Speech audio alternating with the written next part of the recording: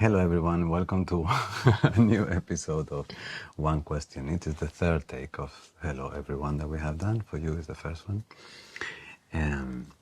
But here I am with Jenny, and it's my turn today to ask you a question. Yeah.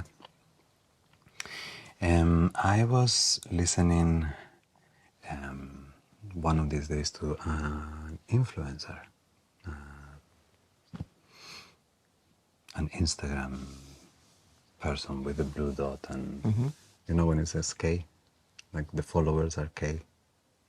I had no idea. Instead of 300 is 2.1K, then you are okay. like in Yeah. thousands. Yeah. So one of those. Yeah. And she does some episodes, yeah. It was blue, you know. And so she was doing the last episode without makeup and in her everyday clothes, and she was reflecting on the fact that her generation, she's a bit younger than us, is the first generation that was brought up with this culture. Yeah. So she was bringing a reflection about what do we show? Do we show who we really are, and then we allow the world to accept us and love us the way we are, or are we continuously offering an improved image of ourselves? So I wanted to ask a little bit your opinion, because in the last few months we have started finally showing ourselves a little more to the world through these interviews. And historically our way of behaving in this department of life has been With reluctancy. with reluctance. Yes. Yeah. A little. We know it's part of our job that we are in some way public, and that we have to connect with people. We have to know we want to connect with people once they have been here, yeah, and use technology to. We use it from the other end, learning from so many people, so Absolutely. many. Yeah. So, but at the same time, we grew up before it. And both you and I felt very protective of our freedom. So I don't know. I know you're not wearing makeup. I know you have not called your designer. What do you mean? So how do you see? And also, I know maybe like it's for everybody, yeah. But it seems that women are a little more sensitive to this, the judgment eye of the other. So how do you see showing on camera, showing on social media, both showing you and also showing the way you look?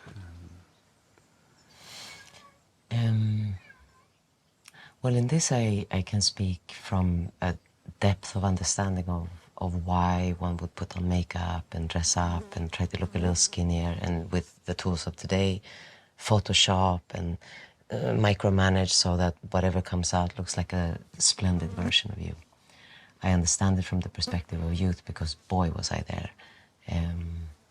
Well, you know, but the shade on top of my eyes, I permanently tattooed eyeliner at some point, to never have to look like myself. So I completely understand this misunderstanding that has been propagated by a certain culture that has led women to believe that the larger percentage of their value lies in how they present. Their look. Their look, yeah. And then there's been a counterculture to that, but the counterculture, even though it's counter, it is still talking to that, because it's giving a big voice to that by being so against. And then it does come from a place of truth, which is that from some sort of instinctual perspective, the female power, if you want, has always been in attracting a mate from a primordial place. The one that can attract a mate, that can give a not just a mate, but a good mate that can give a good offspring that will then provide for.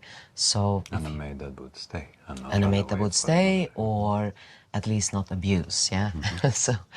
So the not just from a deep DNA perspective, but that has been brought into this what we call our now culture, our technological culture. But it's the same trace. You know, you try to look in a certain way to appeal to love, to appeal to love. In the end, is that.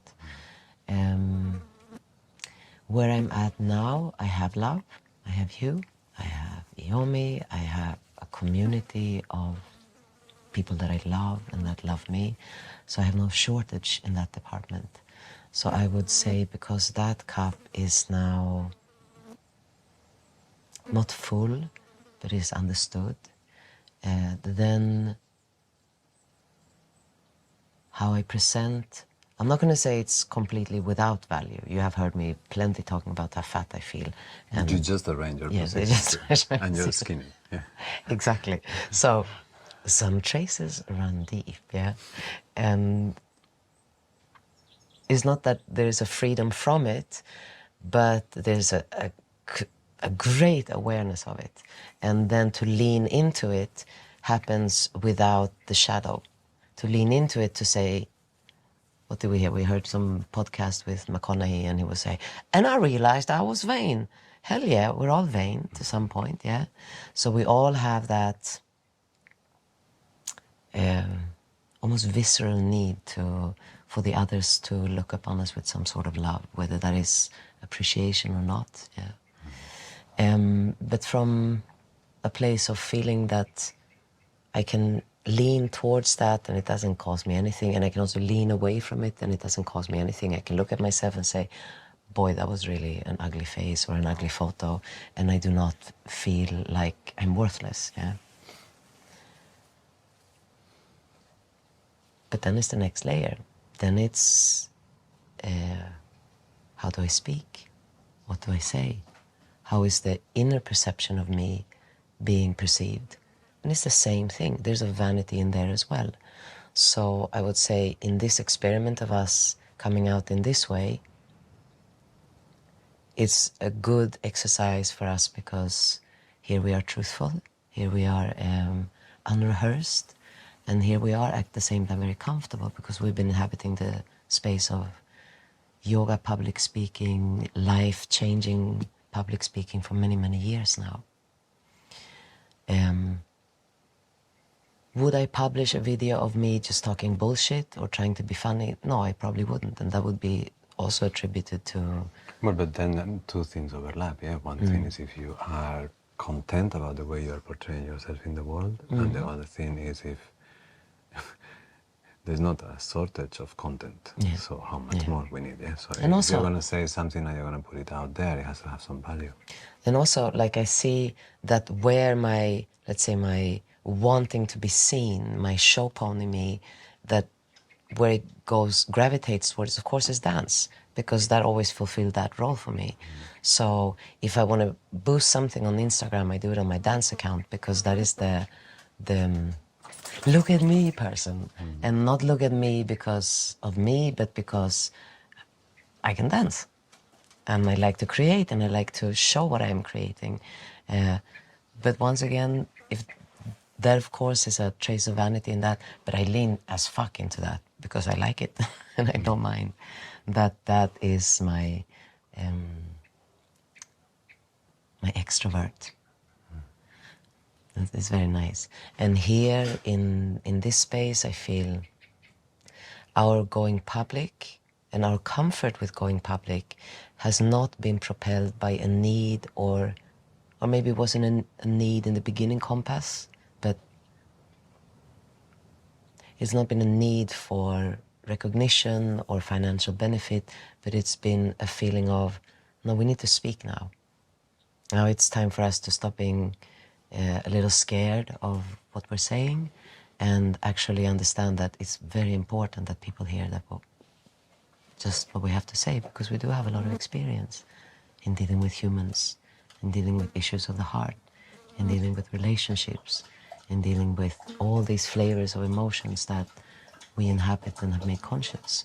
So I would say, beyond everything, why this feels comfortable is because I think this is useful.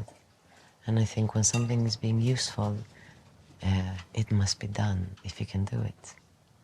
Yeah. And now is the time. Now is a good time for this. Yeah. But in terms of this vanity of the youth, or the vanity that is being reflected in the golden age of technology and having a continuous display window to the world, I would say to all young women, do it. Do it, yeah, lean into it, but just be aware that you're doing it because you really want to be loved.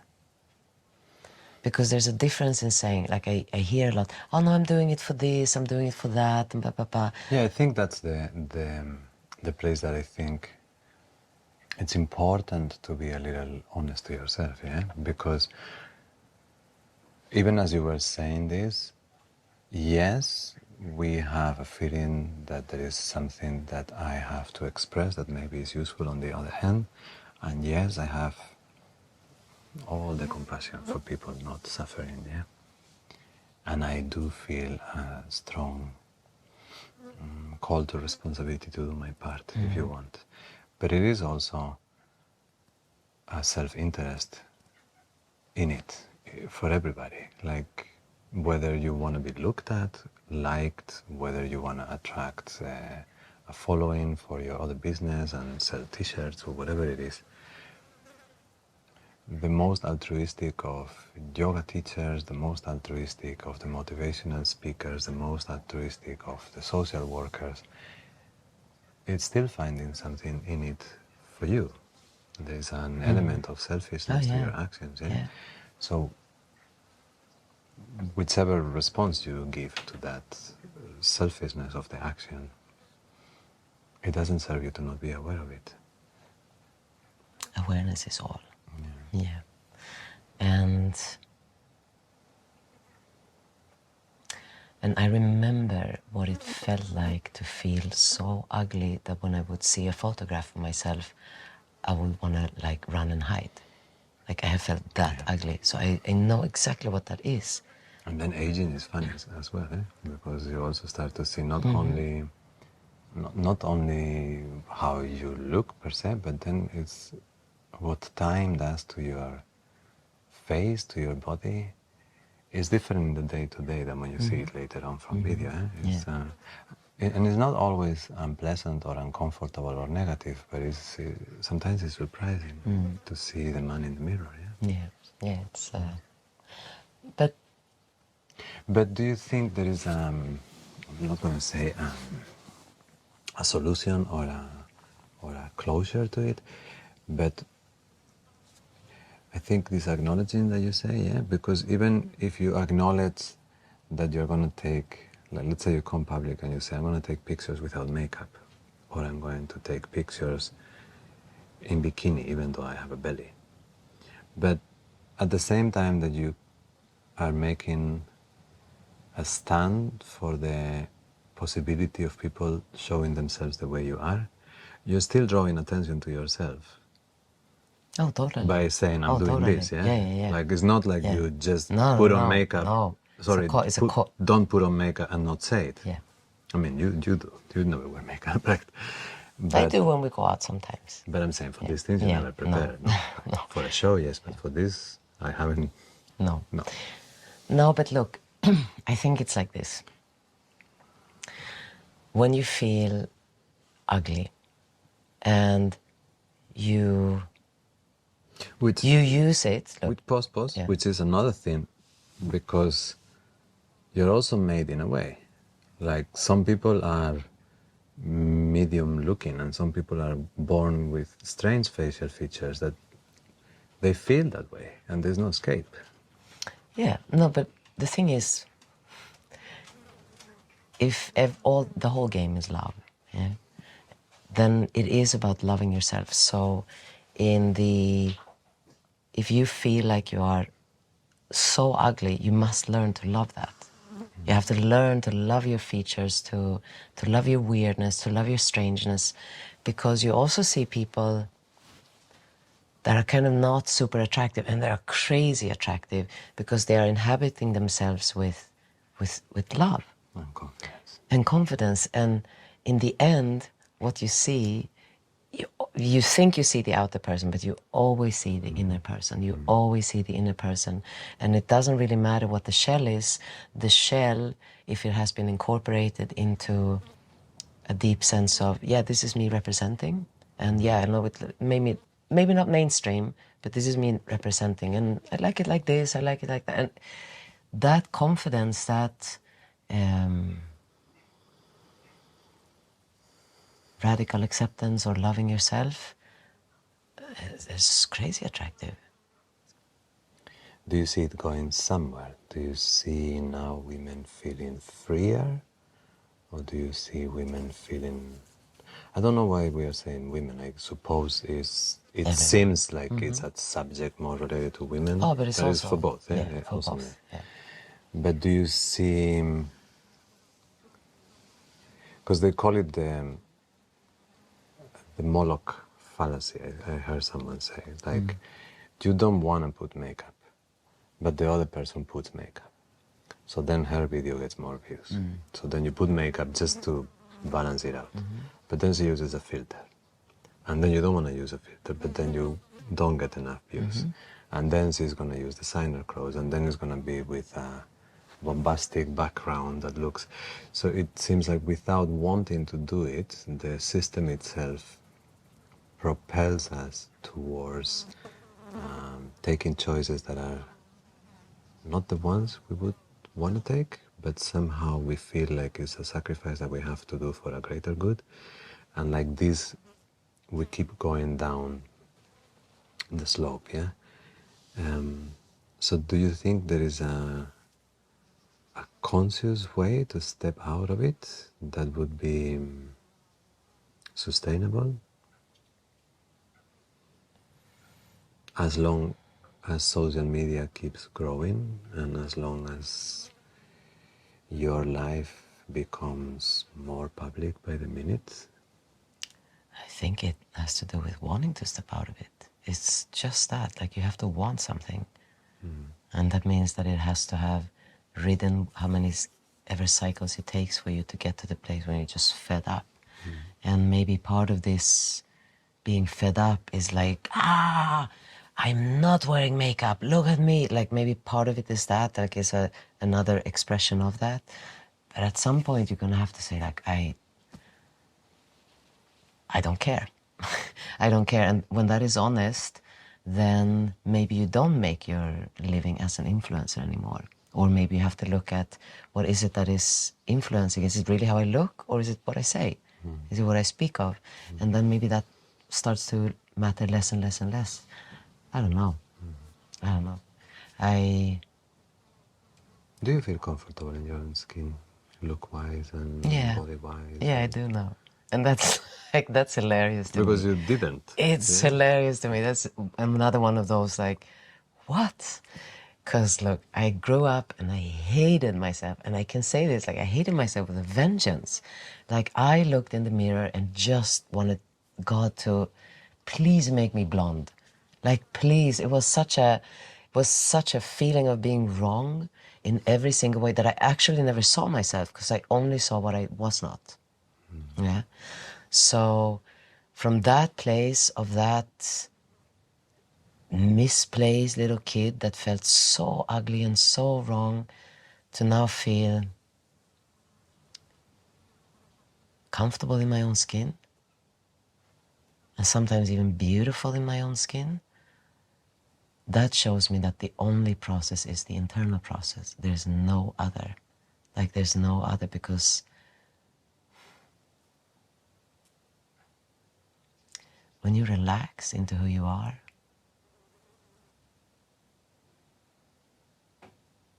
then I think you slowly start to look like who you are. But it comes from relaxing into who you are first. Because if you try to manage that, if you try to change, then it's like, that's what creates this like distortion. It's like when you see the extreme of it would be plastic surgery. You try to change into feeling comfortable with who you are, so you go like this, because that's what you thought was being comfortable with who you are. And I think another thing that influences that is to separate the body from its function. I remember once I was, when I was looking for something for Yomi to do, and I went to a capoeira class. That was a few years ago. And there were several teenage girls. And they felt so healthy, yeah? And they were moving, and I have felt the same when you go into a dance environment. And I know Yeah, it's the that same dance thing. has Yeah.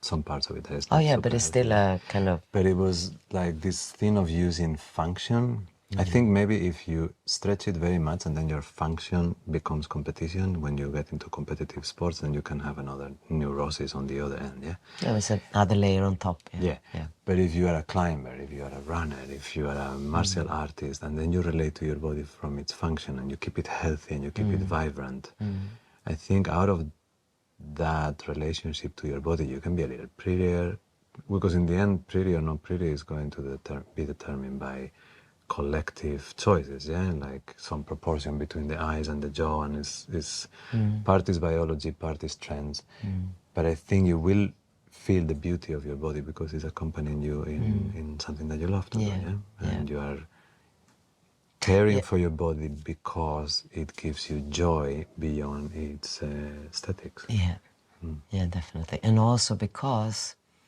and this is something when you don't work with your body, and I see a lot of what happens to a lot of young women, is that you become your face. Because it's the one thing that you feel is representative, so you forget about the rest of it, and it's just like... And you become the rest maybe only visually, like how it looks. Exactly how it looks. So you stop having a relationship with it, and that, of course, it's then you're not whole. Yeah. Then and you will not, and when you don't feel whole, you will never look whole. Is that once again is that thing? If you feel something, eventually it will materialize. Yeah, and that is not changing your features, but the feeling of looking at somebody who's relaxed or looking at somebody who's anxious. You can see how anxiety will create a distortion of features that are created by a sense of pain. Whereas relaxation, it creates a mirror image of ease. And it's always easier to look at someone who feels at ease. And then the approach to aesthetic beauty is not emotionally charged. Like when we put this, we just clean up a little, we put the cushions, maybe we select the clothes that we are wearing kind of like so they are not dirty or something like that. But you become, like if you are cooking, you do like to do a nice presentation on the dish. And if you are going to, I don't know, whatever meeting, you will, I mean, we are pretty basic, but at least we make sure that we are showered and clean, but then your personal beauty will be an extension of that in some way. Yeah. And then there is a little corner there for vanity that we all have, and I think like if it doesn't take over, it's beautiful. Nothing bad. It's beautiful. I mean, to care also how you look, it's like it's also a sense of honor. It's like you honor this body. One would not think so when looking at me every day, but I do care a little bit. No, I disagree. You care for your body a lot. Yes, but I'm talking clothing and things like this. Yeah, like I see how Yomi cares. Of course she's a teenager, but she's like, she cares in a way that I have never cared. Like I never cared that way. You have an on and an off button. And when the on button is, then it's like 3 hours to get out of the house. Also because I'm not used to it. Like before, when in my youth, and dressing up was not a foreign country. It was like home turf. Now it's like, dressing up. How do I look beautiful? Like, what am I wearing? What represents me looking beautiful? Because the truth is, I really like sweatpants. I like sweatpants and a tank top. I can't help it. But you look beautiful in sweatpants and a tank top. Maybe you don't go to the Met Gala looking like that. But then maybe I would think of it more like a dance performance. But then I would say that in order for me to actually dress up, There has to be something out there that really like merits the effort, because it does, yeah, it does make me feel very, at least confused. Beyond aesthetics, this almost compulsion of anyone to show a better version of yourself to the others. When your life has public dimension of some sort, in our case is really, really small, yeah, but nonetheless you relate to a group of people that are looking at you as a point of reference. They might be looking up to you for advice or example in some way. The temptation, subconscious temptation to show yourself better than you really are, or maybe the fear to show yourself undone and full of conflict and insecurity or problems or neurosis. I feel like it's been a life project of both of us since we started, because we came from such, like I said before, from such necessity to be allowed to be who we were in the youth. So when we came to yoga, we were very reluctant to become. Yeah. I remember when my mom was asking, but when you teach yoga, you're dressed in white, yeah? I was like, what? Dressed in white. So we've resisted to portray a polished image of ourselves, and yet it's very difficult not to, in some way or another, yeah?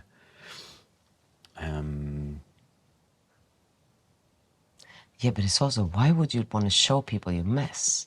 Like, why would you put, like this, like these reality shows when everything's fucked up? Like, why would you want to put that on display? It's like, it doesn't work it out. Like, that's what you work with. That is not, why would you call attention with that? And I understand, because when we gravitate towards people with problems, we gravitate towards somebody who fucks up more than you, because it makes you feel just like you're not that much of a failure, yeah.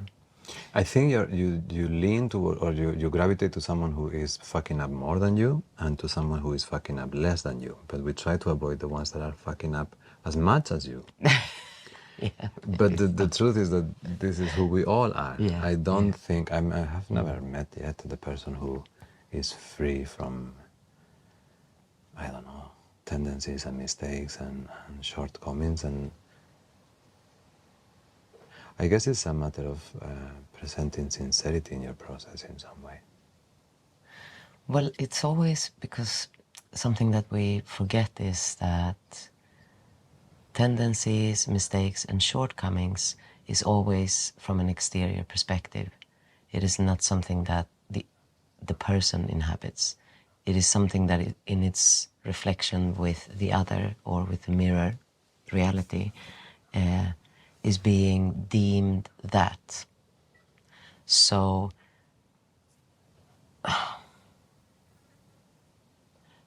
I would say there is nobody, no Buddha, no Enlightened, no nothing, that is mistake-free, because mistake does not lie in the eye of the producer, it lies in the eye of the beholder. No, I think an absence of mistakes implies an absence of new.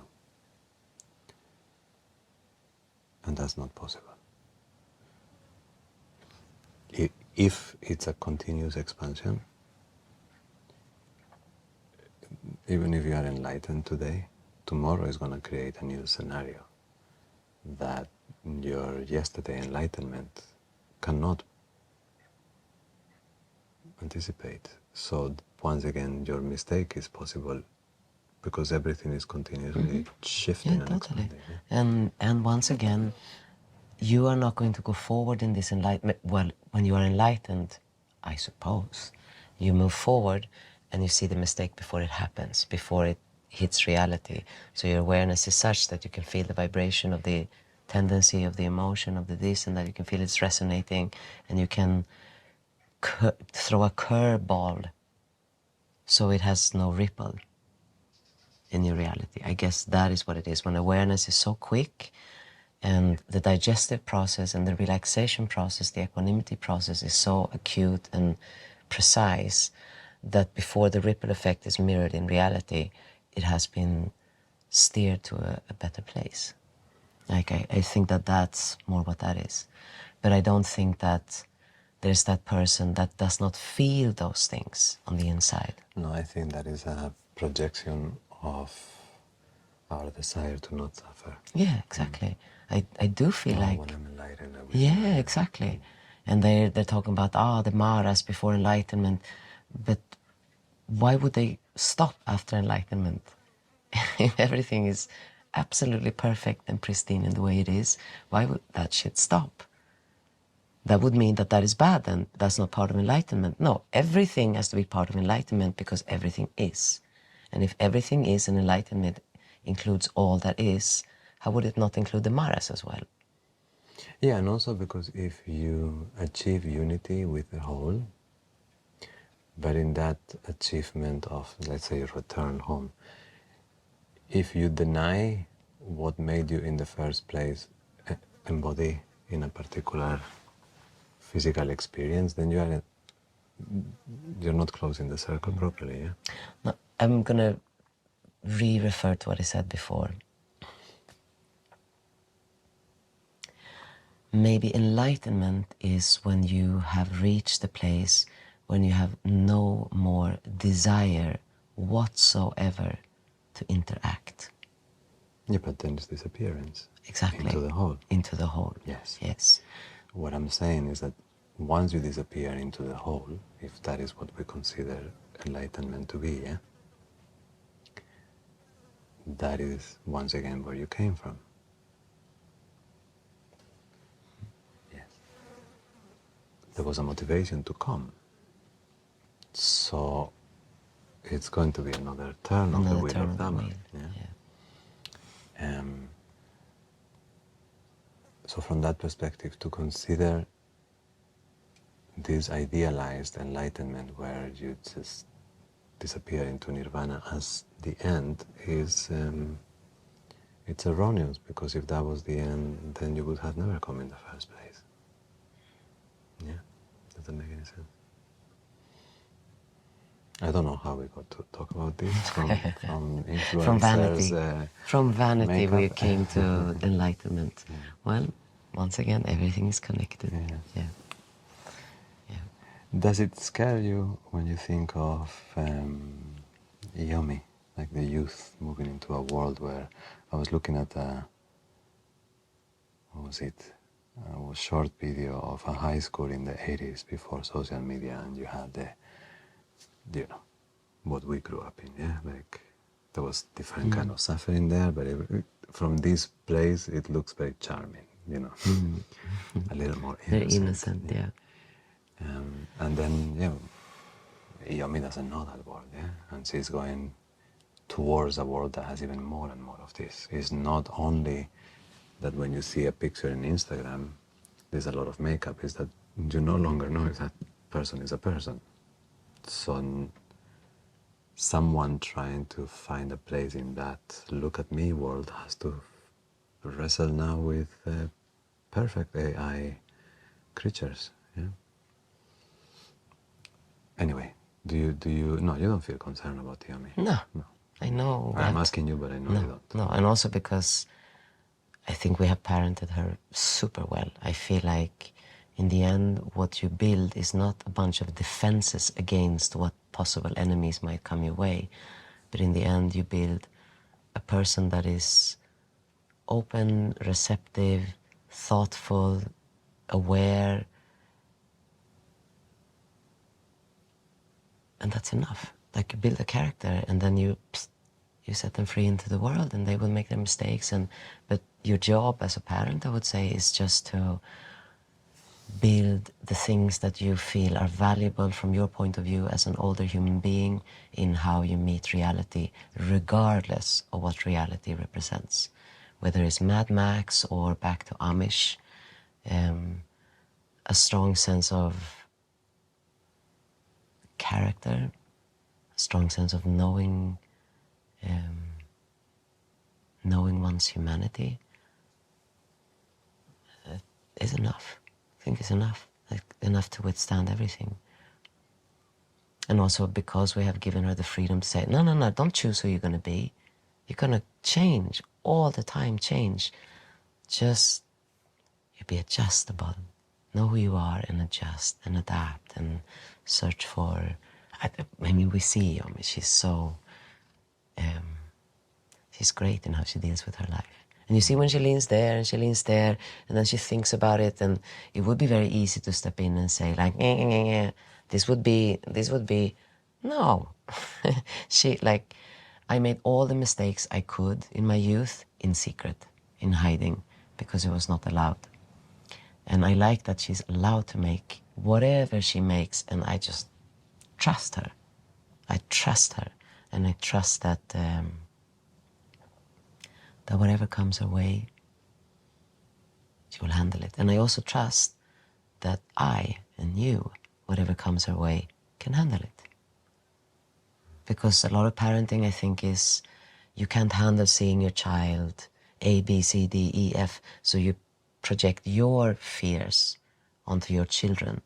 Like you can't handle them being like this. You don't want them to become a this because you don't want that in your life. So you try to, once again, it's like cosmetic surgery. But in a personality, and you have this unformed personality, right, okay, so this is how it's going to go because I feel like this and this and this, and I think we have stayed away from that. Yeah, and also I think of all the makeups that you bring into any situation. I think one of the biggest makeups is to show certainty. Yeah. And the truth is that we are all confused because it's a process of trial and error by definition. So to erase the concept of confusion, it's something also, I have to admit, it triggers me that everybody knows and everybody's telling you what to do, and I always feel like, how can you possibly know? That's another type of vanity, and that's another way of looking for love, by saying you have something important for humanity, you have something important to say that's going to save your body, that's going to save your mind, that's going to save your papa. It's another vanity. So if, once again, if you're aware that that is another vanity, and you don't just think for the good of others, then it's a nuanced, and it will be a thoughtful vanity that will continuously be polished. But of course, it's what Krishnamurti says, truth is a pathless land. Truth is a pathless land, and as uncomfortable as that is to sit with, that is freedom. It's true, and sometimes in the little sandwich of your existence, you think that everything is in a particular way, and you get really used to the certainty that your life circumstances and the circumstances around you are stable, but everything is constantly changing at all times, and your recipes and your diagnosis for the reality that you see today, they will not have any value when the reality changes. Yeah. And that's why it's like you can keep going back to that good old anicca, impermanence. If you identify with impermanence instead of trying to make something permanent, which is not possible, if you identify with impermanence and you inhabit impermanence with attention, with consciousness,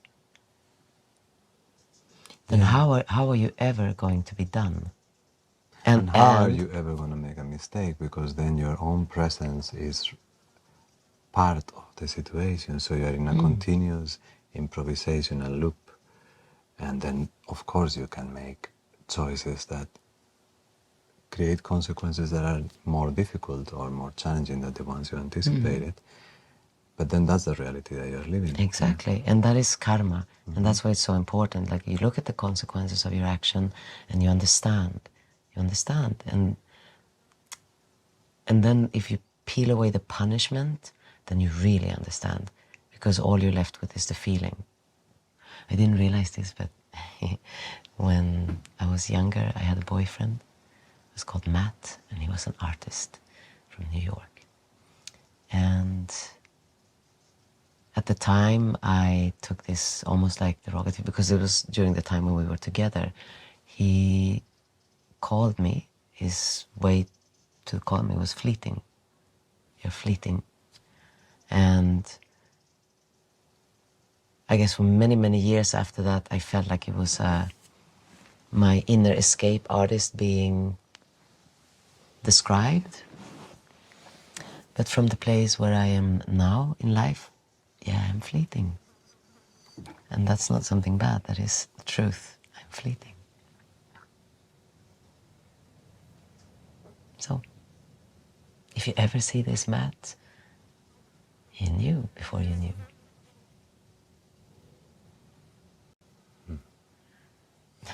So now we went from vanity, enlightenment. Well, that's what's nice about these things also, because we can really deep dive into our conversations. I mean, that's one thing that I have loved of our years together, that by having this kind of tennis games on ideas and feelings, and I don't know, somehow by putting the two of our minds together and the two of our hearts together, the sum of them is more than just the sum of them individually. And I think this is true for any group of people, that somehow the coming together of the Shanga, or the marriage, or the family, if it is done in appreciation, it's really a gift.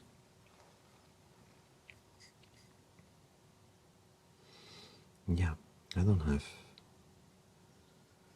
I mean, yeah, I have another 10 hours of it. No, this was a nice, very kaleidoscopic one, but I think we hopefully always provide some food for thought.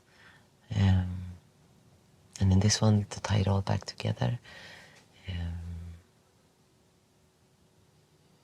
there's nothing wrong. Also, that's very important. It's not like there's nothing wrong in being a social media vain, wanting to look at me, and just like whatever you are, examine it. Like, do it, go deep, look at the plastic surgery you're doing, like, if you just examine it, it will teach you, like everything else, like all phenomenal matters. But be aware, don't try to mask it. You say bye-bye. Bye-bye. Bye-bye. And yes, we asked that you guys can also suggest questions or topic to talk. Or if you have a problem, Yeah. and we're pretty good at discussing problems, so yeah. So just send it, and it'll be like this, a very disorganized, but we'll talk about it. Yeah? But at least we'll go munch into it. Okay. Thank you. Bye-bye.